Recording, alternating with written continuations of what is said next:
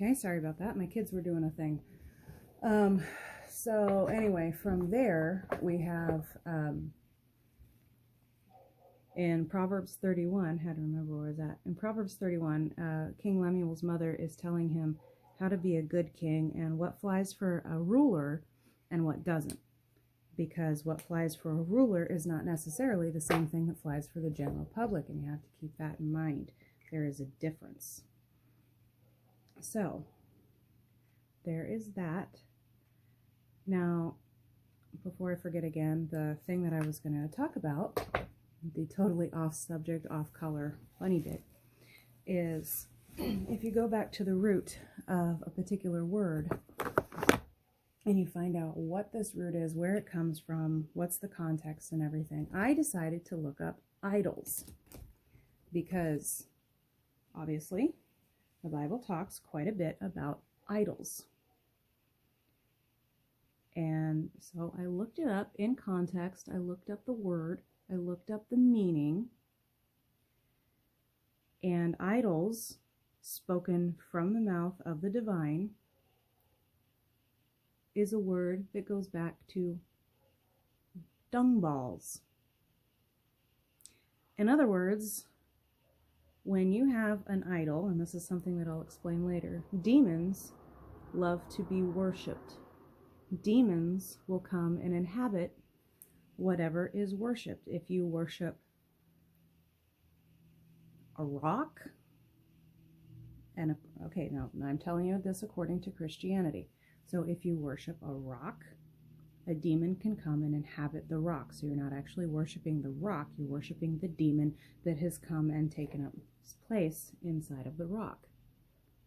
So on that context, when the Almighty is referring to idols and they mean dung balls, basically that is the divine's thought about demons. They're little shitballs. Just a little side humor there. So we have little shitballs, and going back to, I'm skipping around here. I'm not very grounded right now. So going back to Proverbs 31, it talks about, after the first 10 verses, from verse 11 to verse 31, it goes back and talks about what kind of woman makes an amazing wife. And when we're talking about the disempowerment of women, there's an awful lot of misinterpretation in there. And even in the Bible, in the context in which we have it, if you go back and you look at things, you'll find that it's not necessarily what you thought. So women, in the case of a good wife, is an entrepreneur. She has her shit together. She works well, she works hard, she works for herself, she owns her own business. And she is highly respected. She's to be highly respected. And the offset of that is when you have such an amazing woman that makes such an amazing wife, it brings a lot of honor and a lot of glory and a lot of pride to her husband. So women are not to be beaten down by their husbands at all. That shit doesn't fly. Women are to be highly prized, highly respected. Yes, the Bible is a very patriarchal society-based context, but, and I'll explain this in another capacity, in another video, but women are badass, and women are to be treated like they're badass. And there are a whole lot of badass women in the Bible. So just a little side note there. So continuing on after Proverbs, you have, again, those are really the major and minor prophets at that point. And there is a lot of prediction in it about the coming of Jesus Christ. Jesus Christ, Christ, Christos in Greek, means Messiah. It's the anointed one, it's the Savior, it's the chosen one. Every book throughout the Bible speaks of Jesus Christ, including the Old Testament. It doesn't call him by name, but there are many, many different ways that Jesus is spoken of in the Bible, in the Old Testament. And he actually had a couple incarnations, one of which was when he named Jacob Israel. Jesus is the one that changed Jacob's name to Israel, and he fought him. He came to him as an angel. He's referred to as an angel, but in context, it's actually an incarnation of Jesus. So we have all of the books of the Bible. Now, the books of the law are given in such a way that they're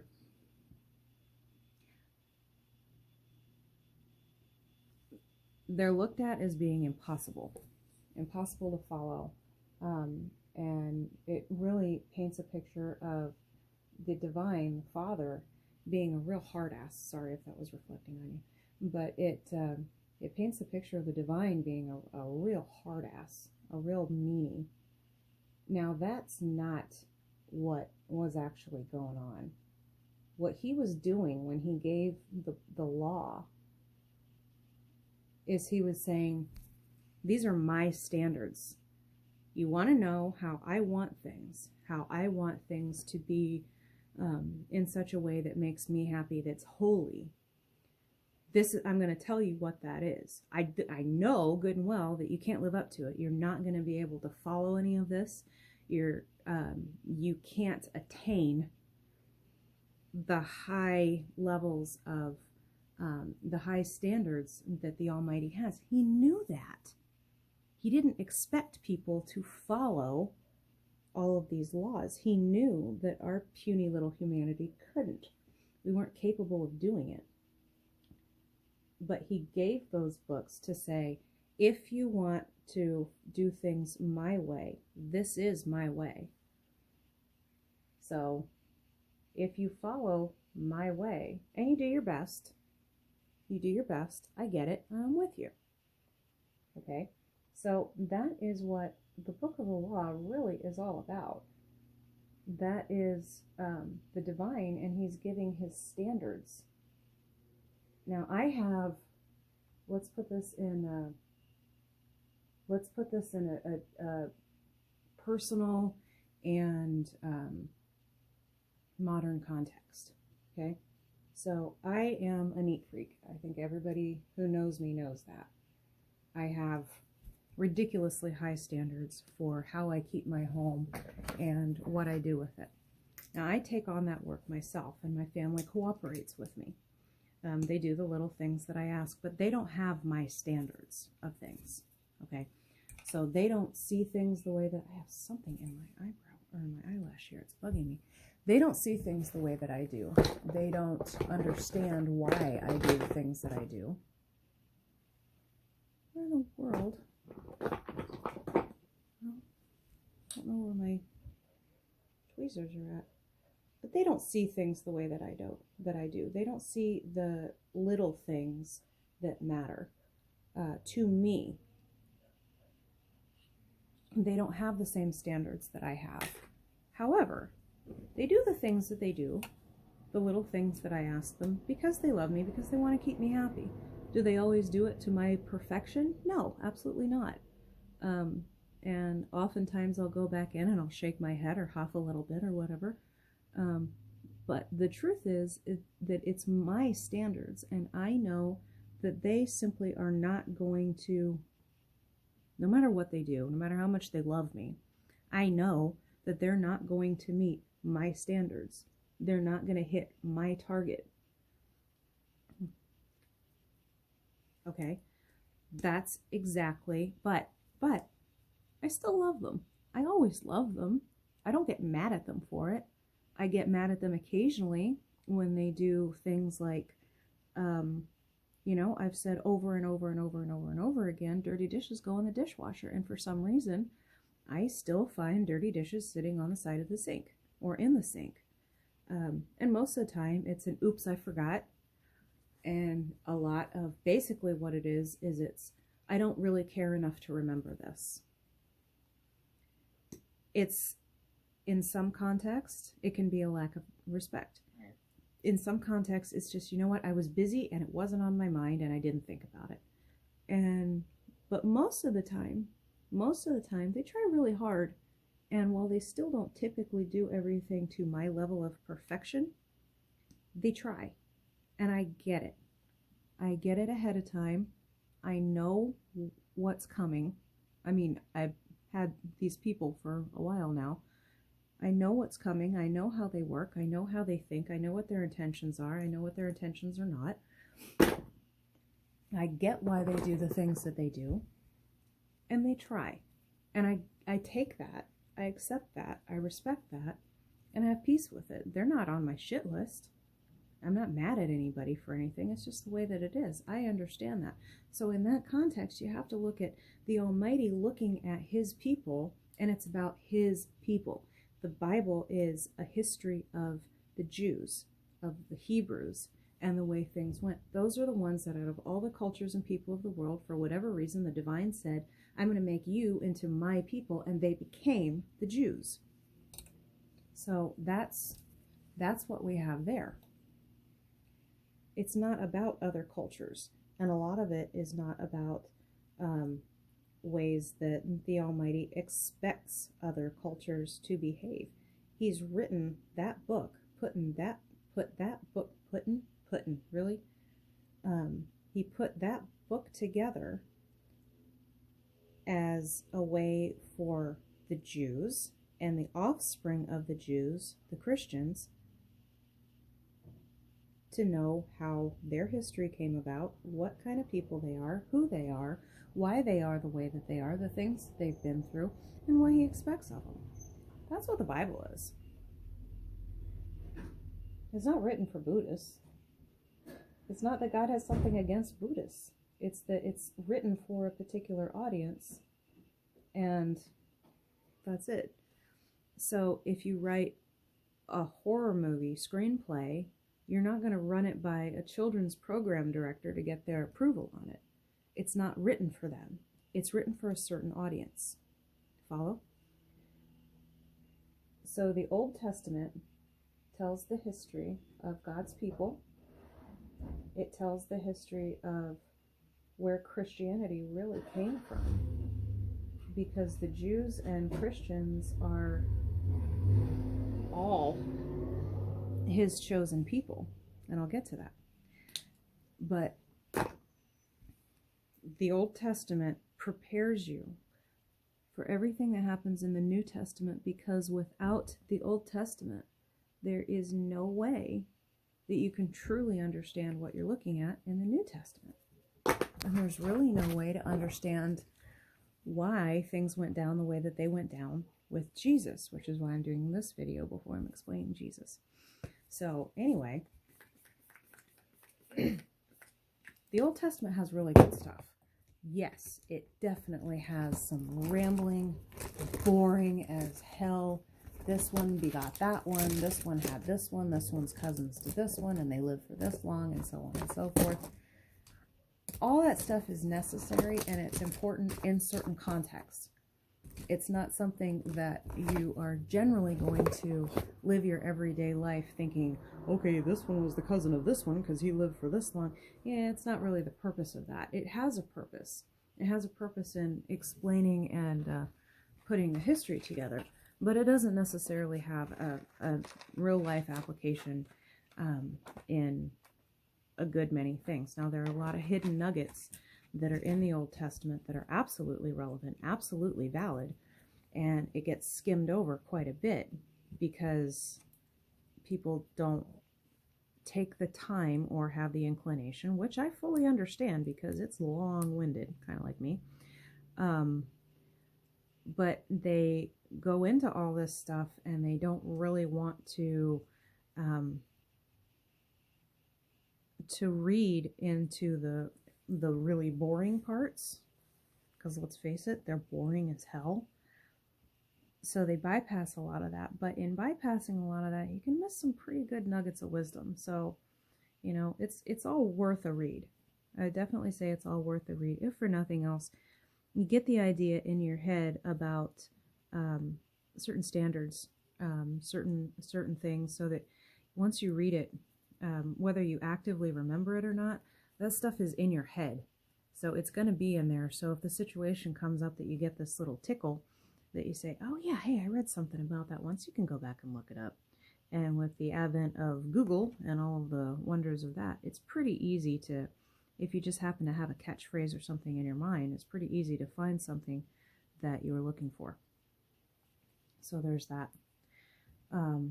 The Old Testament is beautiful. It's beautiful in and of itself. It's very rich. It does speak of the Holy Spirit constantly. It speaks of the Holy Spirit. It speaks of Jesus. It speaks of putting my fake nails on here. So see, I don't keep any secrets from anybody. It speaks of many, many, many wondrous things, but it's really a matter of getting yourself into the headspace to appreciate it and to understand what you're reading. Because if you don't take it with the right approach, you're not going to catch what you're trying to get at. You're gonna miss a big point.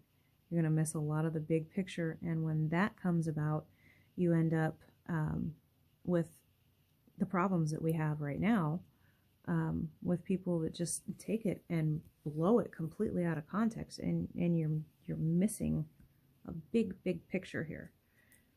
And when you do that, you're really selling yourself short, and you're not having an understanding. So if you want to read the Bible and you really want to get a grip on what's going on, it's a really good idea to make sure that you do read the Old Testament and you do actually take the time to go through and read those things that are boring and old and not applicable to anything, because it matters. You're gonna miss out on a lot of good stuff. Hold on just a second. Okay, so if you're going to read the Bible, do give yourself the grace and the space and the time. Don't rush yourself. Don't think that you're going to understand everything that there is to understand by some kind of a quick study. It takes years and years and years, and it takes a lot of the decision to know in order to actually understand the Bible, to understand what you're reading and putting it together. So I forgot to mention this in my other video about the Bible, but when it's written, there are codes that are in the Bible. I'm not talking Da Vinci Code stuff. I'm talking about ways to read it. So typically, if you have an italicized word, that means that that particular word wasn't in the original context of the Bible. So it's telling you that it's basically a filler word, or there was, in the direct translation, there was there wasn't an English word for it that was a translation, and in order to make a complete sentence or a complete thought, they added a word, and so those words are italicized. So that's how you have that. You can make of that what you will as far as the translations go. They have, in many different versions, they have numbers or letters that are stuck in the middle of a sentence or beside a word or something like that. And if you go to those numbers or letters, they typically correspond with footnotes that are at the bottom or wherever it happens to be located on it. And they correspond with a lot of the Bibles have a column that's right down through the middle. And let's say that you're reading, chapter 7, verse 12, and right beside the word peace, just example, I'm pulling that out of the air here, there's the word peace. You could look over at that little italicized A or something like that that's next to it. And what it'll do is it'll tell you that this word, this context corresponds with a different word, a different verse in a different manner. And it shows you where this verse connects to a different verse in another book. So that's one kind of a footnote there. So yeah, Old Testament is super, super important. And it is one of those things that it really does matter. It prepares you to understand Jesus. It prepares you to understand why things went down the way that they did, and who these people were, and why Jesus went through the stuff that he went through. It shows you, yes, a history of why people are the way they are. It shows you a history of the Hebrews, of the Jews, of Israel, why things went down the way that they went down, even through modern ages. Looking back at World War II and the persecution of the Jews and the ongoing fighting that is between Palestine and Israel, well, that all goes back to Old Testament stuff. They're cousins. They are actually blood related. They're cousins, and they've been having a multi-thousand year pissing match over their neighborhoods. Just what it is. It's the truth of it. So all of that, the history of the world now and the things that are going on now, you understand it an awful lot better when you go back and read the Old Testament and find out that, oh yeah, this shit connects to this shit, and now it makes a little bit more sense. Now there's a little bit more of a gameplay that's actually going on behind the scenes, and all of the stuff that is going on now, this Middle Eastern stuff and stuff that's going on with Russia and different stuff like that. All this stuff is in the Old Testament. It's all this is all old gameplays from a very, very long time ago. So anyway, there's that, and I'll bid thee adieu for the moment, and I'll get this posted. And again, do with it what you wish. This is Christianity as I see it in the Old Testament version. So good morning, all. Okay, so this one is going to be about the Old Testament, because there's a way to understand what's going on, and in order to understand what's going on, you have to understand the Old Testament. So the Old Testament is not in chronological order, so you got to remember that. The oldest book that we know of, and possibly one of the oldest books ever written, is the book of Job, and that is actually the first and oldest book of the Bible. So the first 5 books, as I said in another video, are the Torah. It's Genesis, Exodus, Leviticus, Numbers, and Deuteronomy.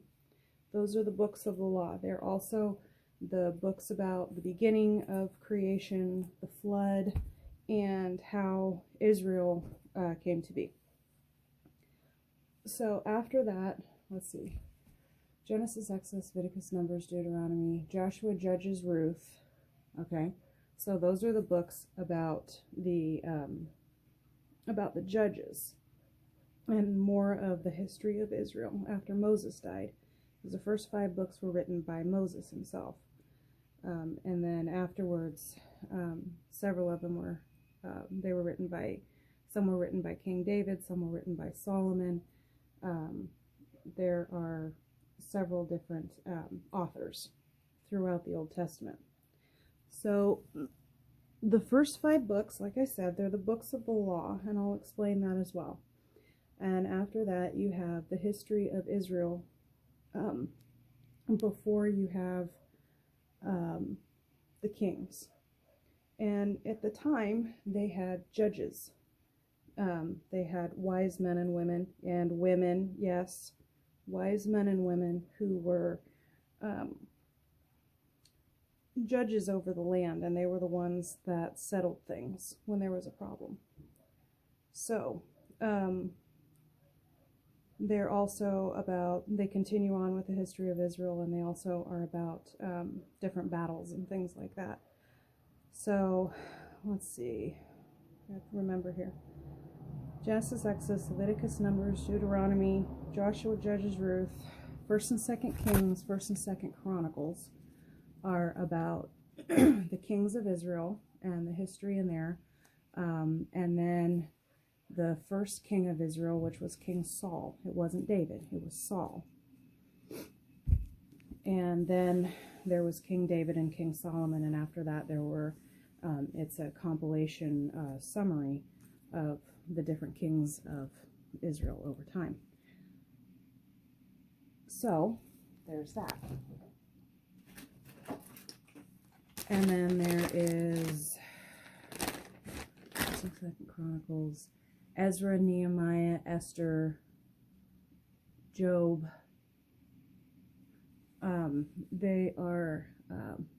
They have the major prophets right there. And they go into continuing the history of Israel. It goes into what